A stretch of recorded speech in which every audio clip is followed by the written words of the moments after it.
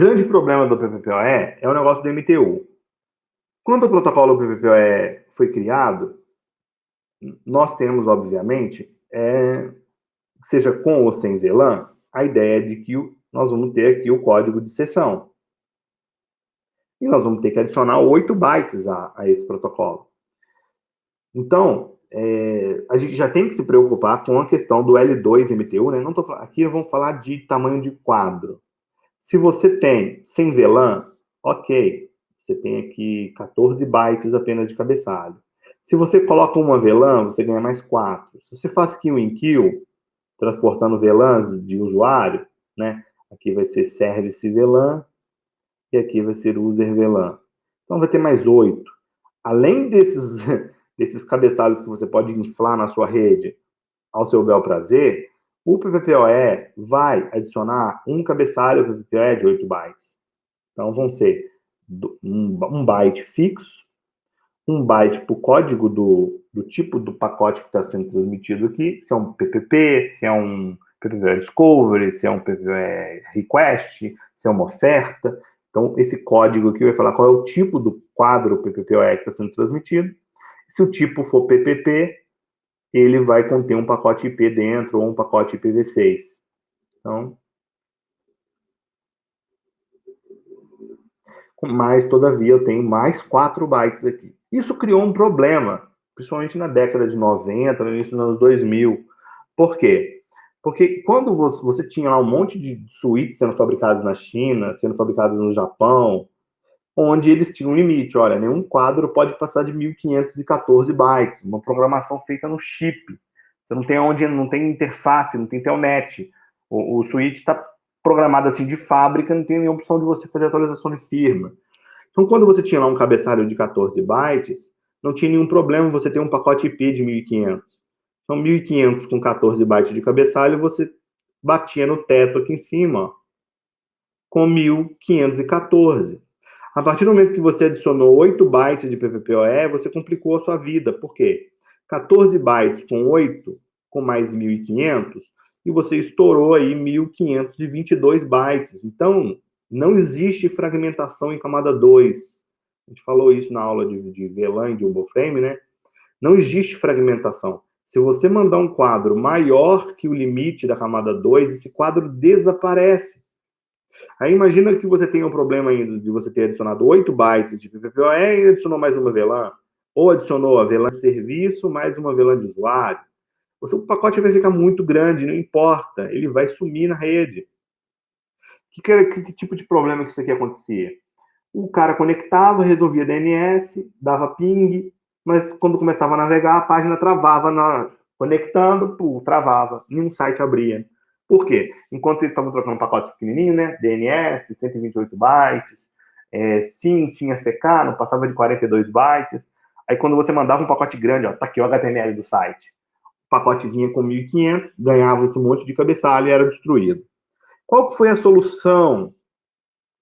Nós não vamos virar para o planeta inteiro e falar assim, olha, joguem todos os milhões que vocês gastaram com esses suítes, porque vocês vão ter que comprar suítes com Jumbo Flame para a gente poder implementar PPPoE na rede de vocês. Os caras falaram, não, vamos fazer o seguinte, a partir de hoje, PPPoE é 1000, não pode ter 1500 bytes.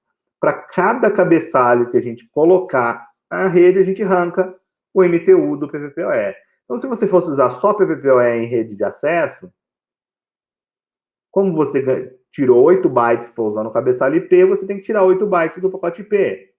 Então, você tinha um quadro com total, realmente, 1514 bytes, mas o seu pacote IP ficava com MTU de 1492.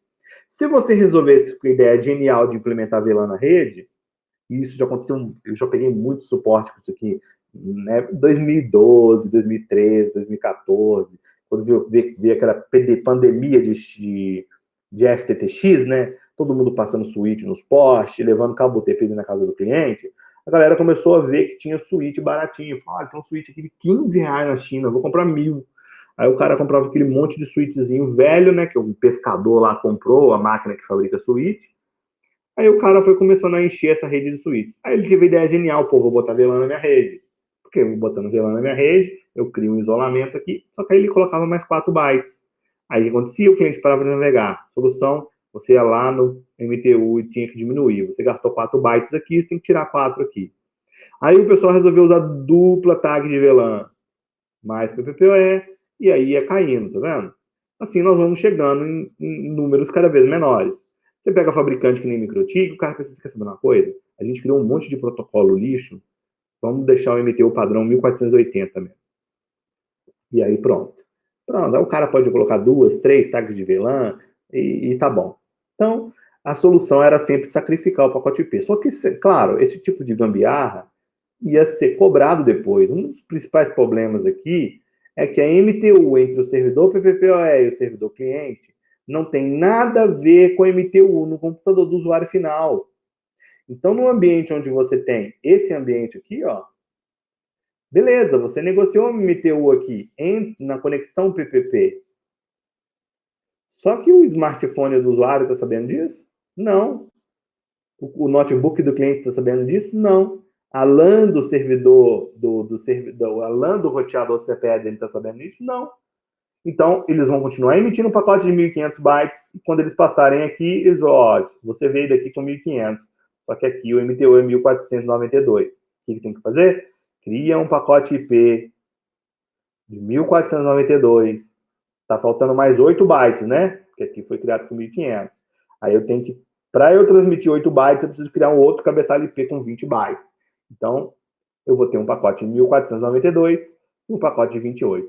Se acontecesse lá para cima no provedor, de acontecer outro gargalo, por exemplo, de 1.490, pacote IP não suporta dupla fragmentação. Um pacote que já está fragmentado não será fragmentado de novo. Ele simplesmente para. Ele para nesse enlace. Então, dupla fragmentação não existe em protocolo nenhum. Fragmentação só acontece uma vez. Então, como a gente optou pela gambiarra de diminuir o tamanho do MTU, nós vamos pagar as consequências por esse pecado. Obviamente, qual que seria a solução? Eu mantenho, claro que o PPPoE vai ser 1492, porque a maior parte dos CPS está limitada a 1492. Você chega lá no roteador, você pode botar 1.500 de MTU no seu Huawei? Pode. Só que o que vai acontecer? A regra do protocolo PPP diz que o MTU tem que ser o menor da MTU em ambas as pontas, ou o menor MRU menos 8. Então, se você configurar lá 1.500 no Huawei, 1.600 no Huawei, o roteador do cliente, todos os roteadores de mercado ainda estão travados nessa regra. Então, você, obviamente, pode deixar em 1.492 e encher de cabeçalho VLAN. Só que tem um pequeno problema. Você tem que aumentar o seu teto aqui. Por quê? 14 bytes com mais 4, 18. Com mais 4, 22. Com mais 8, 30. Com mais, vai dar 1.532. Não é isso? Então, você tem que subir o teto. Obviamente que existe uma RFC de 2006, RFC 4638, que diz que todos os fabricantes devem dar suporte a 1.500 bytes no PPPoE. Então, você poderia ter 1.500 bytes no PPPoE, se o seu roteador do cliente suportar isso. No entanto, você tem que lembrar que você tem que subir, tá? Tem que subir o seu L2 para no mínimo 1.530. O ideal é que você suba para 1.600. É claro, como vocês fizeram o treinamento lá atrás, vocês viram que o L2 você joga sempre no máximo. Então, no Huawei aqui, você pode colocar 12K e esquecer que essa história de L2 e MTU existe. Então, aqui sempre haverá sofrimento. Então, tá aí a fragmentação. Só que piora. Por que que acontece? O DP não tem mecanismo nenhum. O TCP tem. Vamos falar um pouquinho de TCP. Sempre que o seu notebook lá, seja o seu navegador, qualquer aplicação que você tenha lá, quer abrir uma conexão TCP, o que essa aplicação faz? Pega o meu MTU de 1.500, subtrai 40, porque são 20 bytes de cabeçalho IP, 20 bytes de cabeçalho TCP, ele chega a um valor chamado MSS. Então, o seu notebook, quando ele quiser se conectar à internet, ele vai iniciar a conexão TCP informando para o lado remoto um MSS de 1460. Se o website estiver dentro de um data center com MTU de 9000, o que o site vai fazer? Vai propor, cara, meu MTU menos 40 é 8.960. Só que a regra diz que o MSS da conexão tem que ser o menor MSS entre as partes. Então, independente do site ter de um ballframe de 9K, 16K, o tamanho máximo do segmento vai ser sempre guiado pelo menor lado, que vai ser o do cliente, 1460. Então, quando o cliente está atrás de um roteador com pacote de 1500, se ele iniciar um MSS a 1460, então ele vai sofrer mais 40 bytes de incremento, vai chegar em 1500. E 1500 vai causar fragmentação na WAN. Para que não haja essa fragmentação, existe uma gambiarra chamada Clamp MSS. O que essa gambiarra faz? O cliente vai sempre propor um MSS de 1460. O servidor PPPoE, ou o seu CGNAT, ou o seu Firewall, ele vai fazer o quê? Vai pegar esse pedido do cliente com 1460 e diminuir para 1440. Dessa forma, quando a aplicação realmente for trocar bytes, ele só vai criar dados com 1440, adiciona-se mais 40, deu 1480. E 1480 vai caber dentro da WAN do PPPoE lá do roteador do cliente e o cliente vai navegar. Então, uma vez que você diminuiu para 1440, o seu pacote IP vai ficar com 1480. Aí, obviamente, que nunca vai ter solução perfeita. Vai ter um outro problema. O problema que a gente mais encontra nisso aqui é o seguinte. Muitos dos provedores que não têm clamp MSS, eles não mexem nisso. O suporte dos caras pensa assim, não, deu problema, vamos diminuir o MTU do roteador do cliente. Então, semana passada mesmo eu peguei um suporte assim.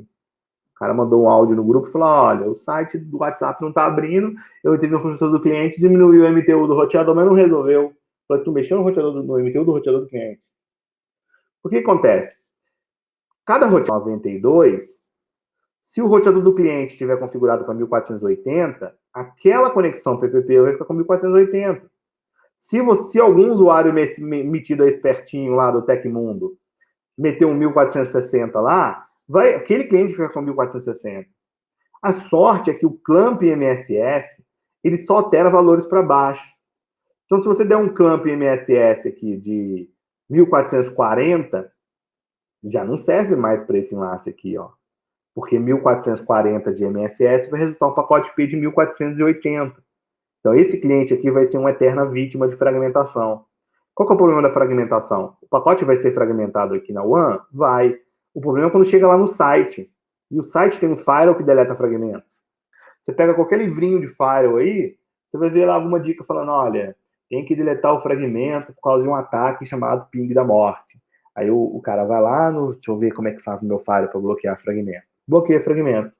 A princípio ele não vai ver ninguém reclamando, porque de 100 mil usuários você vai afetar uns 30, mas aquele site vai parar de abrir toda vez que um provedor errar e não fizer o clamp do MSS. Então, essa matéria aqui lida até agora apenas com a questão de MTU. Nós vamos fazer o quê? Sempre configurar o Huawei com 1492 ou valor inferior e vamos colocar o MSS sempre menos 40 bytes. Isso aqui vai estar na configuração daqui a pouco para vocês verem. Patrick, posso chegar no provedor e diminuir aqui para 1460, o MSS para 1400? Pode. Quanto mais você descer, mais problemas você vai encontrar. O ideal é que você nunca mexa no padrão do servidor PPPoE. Poxa, Patrick, o meu antigo funcionário aqui entrou em 500 roteadores dos meus clientes, botou MTU de todo mundo em 1.300. E agora eu estou tendo muito problema. Parabéns, você vai ter que entrar nos 500 roteadores e voltar todo mundo para o padrão 1500 na LAN e deixar o WAN com 1492. Isso que não tem solução. O valor que você coloca para um, você vai aplicar para todos, e o valor que você aplicar para todos vai atrapalhar sempre um grupo maior de usuários.